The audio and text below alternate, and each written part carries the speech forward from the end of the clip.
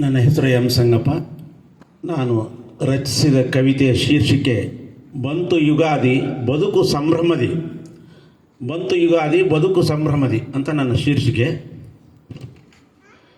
ಎತ್ತ ಕರೆದೊಯ್ಯುತ್ತಿದೆ ಯಾರಿಗೂ ತಿಳಿಯದು ಈ ಕಲಿಯುಗದ ಹಾದಿ. ಎತ್ತ ಕರೆದೊಯ್ಯುತ್ತಿದೆ ಯಾರಿಗೂ ತಿಳಿಯದು ಈ ಕಲಿಯುಗದ ಹಾದಿ. ಒಂದೊತ್ತಿನ ತುತ್ತಿಗಾಗಿ ಇನ್ನೂ ಸುತ್ತುತಿಹನು ಮನುಜ ಬೀದಿ ಬೀದಿ. ಹಬ್ಬ ಹರಿದಿನಗಳಲ್ಲಿ ಉಬ್ಬಿ ಸಂತಸ ಪಡುವ ನವ ಕಾಣುತ್ತ ಅಲ್ಪ ಸ್ವಲ್ಪ ನೆಮ್ಮದಿ. ಹೊಸ ವರುಷ ಹೊಸ ಹರುಷ ಎರಡರ ಮಿಲನವೇ ಈ ಹಬ್ಬ ಯುಗಾದಿ. ಚೈತ್ರ ಮಾಸದ ಮೊದಲ ದಿನ ಅಂದು ಖುಷಿಯೋ ಖುಷಿ ಹಿಂದೂಗಳ ಮನದಿ. ಚೈತ್ರ ಮಾಸದ ಮೊದಲ ದಿನ ಅಂದು ಖುಷಿಯೋ ಖುಷಿ ಹಿಂದೂಗಳ ಮನದಿ. ಯುಗದ ಆರಂಭವಿದ್ದಂತೆ ಅದು ಹೊಸ ವರ್ಷದ ಮೊದಲ ಹಬ್ಬ ಚಾಂದ್ರಮಾನ ಯುಗಾದಿ.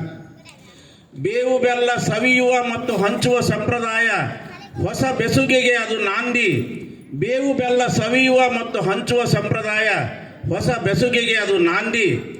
ಒಪ್ಪಿಸುವವು ಮರಗಿಡಗಳೆಲ್ಲ ಒಪ್ಪಿಸುವವು ಮರಗಿಡಗಳೆಲ್ಲ ಹೊಸ ಚಿಗುರು ಹಸಿರೆಲೆಗಳ ಶೃಂಗಾರ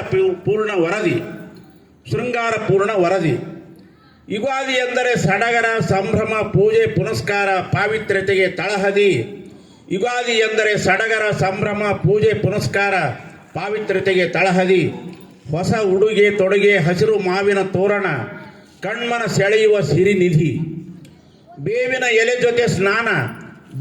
ಎಲೆ ಜೊತೆ ಸ್ನಾನ ಧಾರ್ಮಿಕತೆಯ ನೆಲೆಗಟ್ಟು ಶ್ರೇಷ್ಠ ಸಂಸ್ಕೃತಿಗೆ ಅದು ಬುನಾದಿ.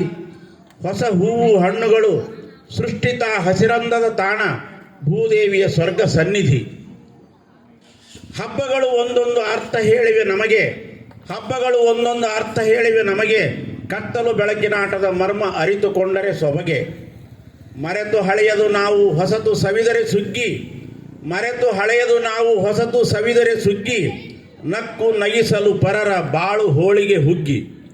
ನಾಡೆಲ್ಲ ಯುಗಾದಿಯ ಹಬ್ಬ ಸಂಭ್ರಮ ನೋಡು. ಹಬ್ಬಿ ಪ್ರೀತಿ ಪ್ರೇಮಗಳ ಹಬ್ಬ ಆಚರಣೆ ಮಾಡು. ಧನ್ಯವಾದಗಳು.